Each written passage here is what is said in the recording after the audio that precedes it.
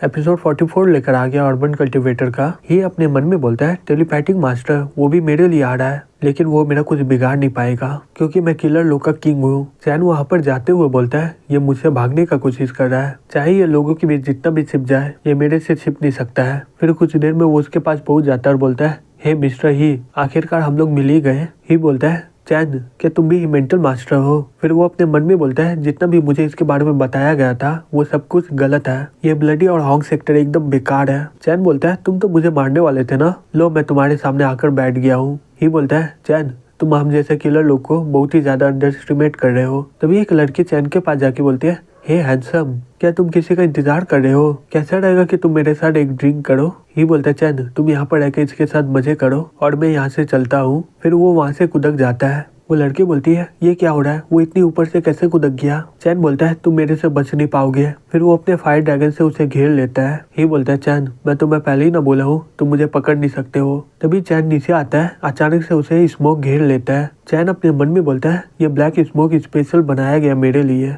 यहाँ पर इतना ज्यादा स्मोक है कि मैं देख नहीं पा रहा हूँ, लेकिन मैं अपने मेंटल पावर से ही को महसूस कर पा रहा हूँ, ये मुझसे किसी भी हालत में बच नहीं सकता है। दूसरी तरफ ही वहाँ से भागते हुए अपने मन में बोलता है मैं और ज्यादा भाग नहीं सकता हूँ, चैन मेरे से ज्यादा तेज है। फिर वो बोलता है चैन तुम यहीं पर मरोगे। चैन बोलता है चलो देखते कि यहाँ पर कौन मरता है। फिर वो लोग तलवार से मारपीट स्टार्ट कर देते हैं। तभी चैन उसे बीच से काट देता है, लेकिन ये अचानक से स्मोक में बदल जाता है। चैन अपने मन में बोलता है ये छिपकर मुझ पर हमला करेगा, ये बहुत ही ज्यादा फेमस है अपने स्किल और जाल की वजह से, जैसे कि ये ब्लैक स्मोक, इसके आर पार देखना बहुत ही मुश्किल है, लेकिन इसका दिन खराब है क्योंकि ये मेरे साथ मुकाबला कर रहा है। तभी ही उस पर हमला कर देता है, लेकिन चैन उसके हमले से बच जाता है। ही वहाँ से भागते हुए अपने मन में बोलता है ओ नहीं मुझे यहाँ से भागना होगा, और वो भागते हुए चैन पर जाइंट सर्पेंट का हमला कर देता है। चैन अपने मन में बोलता है अब ये क्या है? दूसरी तरफ ही सोचता है ये मेरा सबसे अच्छा मूव है, मैं इसका इस्तेमाल करके उसके हमले को रोक सकता हूँ, लेकिन मैं जब भी इसका इस्तेमाल करता हूँ मैं बहुत ही ज्यादा थक जाता हूँ। चैन बोलता है तुम्हें क्या लगता है तुम इसका इस्तेमाल करके मेरे हमले से बच जाओगे?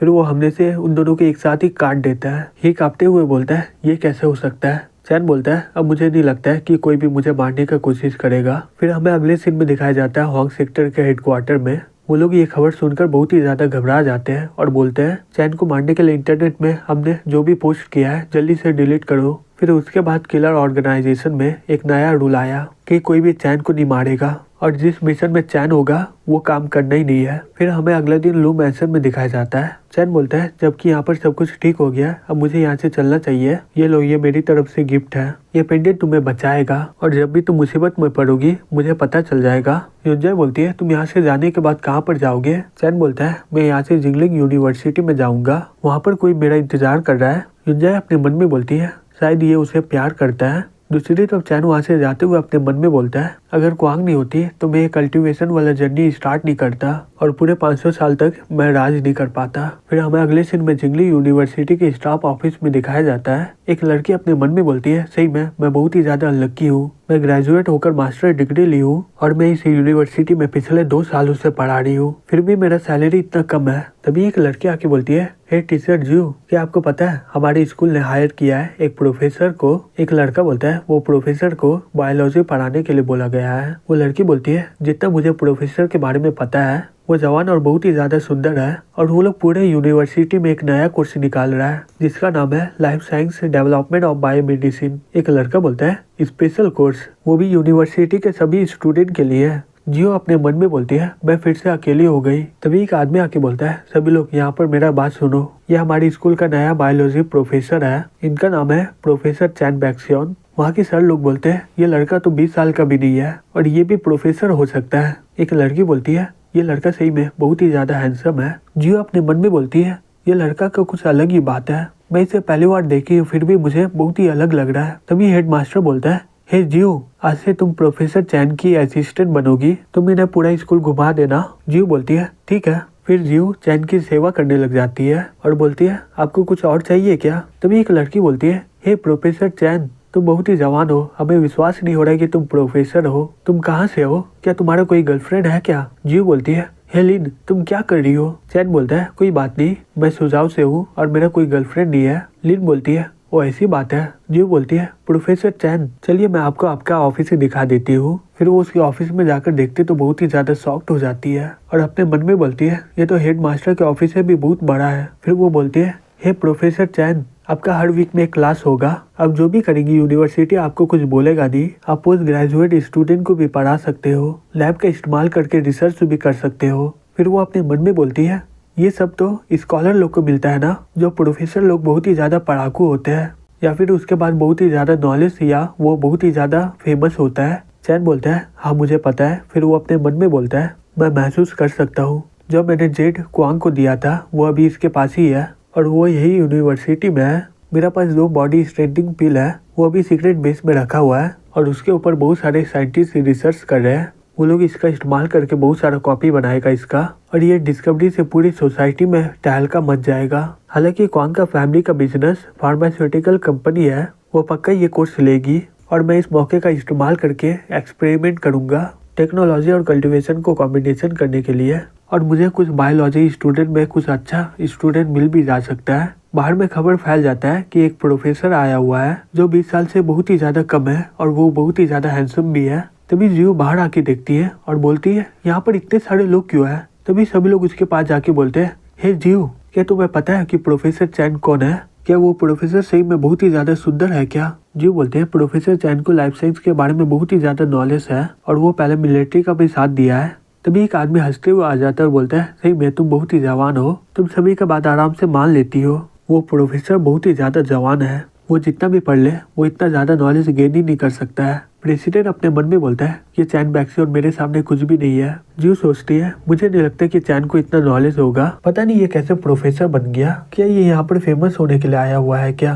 दूसरी तरफ चैन अपने मन में बोलता है ये जगह में स्पिरिचुअल एनर्जी बहुत ही ज्यादा मात्रा में पाया जाता है, मुझे क्लाउड माउंटेन की तरह एक जगह खोजना होगा जहाँ पर मैं बहुत बड़ा स्पिरिट फॉर्मेशन बना सकूंगा और उसके आसपास बहुत सारे स्पिरिचुअल प्लांट भी हो। मेरा जो इमी स्पिरिचुअल एनर्जी है उसका इस्तेमाल करके मैं जड़ी बूटी और प्लांट को ग्रो कर सकता हूँ, लेकिन मेरा अकेला का पावर इसके लिए काफी नहीं रहेगा।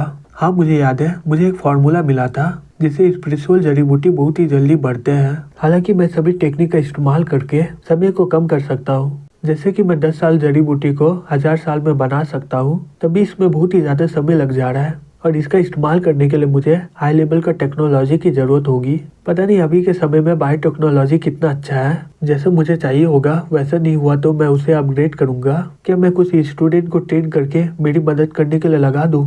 मैं ये सब तो जू और ऊ के लिए कर रहा हूँ, वैसे भी उन्हें टाओ सिखाना बहुत ही ज्यादा मुश्किल होगा। फिर वो रात के समय बाहर में आ जाता है और बाहर में जाकर वो अपने मन में बोलता है ये क्यूंगलैंग के लेक में बहुत ही ज्यादा स्पिरिचुअल एनर्जी भरा पड़ा हुआ है, ये ग्रीन ड्रैगन का थूक का पानी है, ये सही में जगह बहुत ही बढ़िया है और ये बगल के मेंशन में मेरे ग्रैंडफादर भी तो रहते हैं। चलो एक बार जाकर मैं अपने दादा को हेलो बोल देता हूँ। फिर वो घर में जाकर नॉक करता है, तभी एक आदमी दरवाजा खोल के बोलता है हे चैन आने से पहले तुम मुझे बता तो देते, तुम्हारा शुक्रिया, तुम्हारे स्पिरिचुअल पानी और पिल की मदद से मैं बहुत ही अच्छा महसूस कर रहा हूँ। चैन बोलता है मैं इस बार आपको पूरी तरह ठीक करने के लिए आया हूँ। वो आदमी बोलता है वो ऐसी बात है, चलो ये तो अच्छा ही है। चैन बोलता है हे दादा मुझे आपसे कुछ सवाल पूछना है, मैं डॉक्सन में जमीन कैसे खरीदूं। उसका दादा बोलता है और तुम डॉक्सन के बारे में बात कर रहे हो, उस जगह की डिमांड बहुत ही ज्यादा है। चैन बोलता है लेकिन क्यों। उसका दादा बोलता है डॉक्सन के जगह के लिए बहुत सारे बॉसेस का नजर है और वो लोग एम्यूजमेंट पार्क और रिसोर्ट बनाना चाहते हैं वहाँ पर। उस जगह को छीनने के लिए बहुत सारे लोग थे, इसलिए वो सभी लोग मिलकर ऑक्शन करने वाले हैं और आखिर में उसे वैनरॉन्ग ग्रुप खरीद लिया है 3 मिलियन में और वो लोग और भी पैसा लगाने वाले हैं एक सबसे बड़ा लग्जरी रिसोर्ट बनाने के लिए यहाँ पर। चैन बोलता है वैनरॉन्ग ग्रुप, वैनरॉन्ग को तो चैन रोंगवा चलाता है ना, जांगबी का सबसे अमीर इंसान। फिर वो अपने मन में बोलता है चैन का पापा मेरा प्यार का दुश्मन था, पहले जन्म में जिंजू ग्रुप को फोर्स करके मर्ज किया गया था वैनरॉन्ग ग्रुप के साथ और मैं सैन और उसके बेटे से बुरी तरह से हारा था।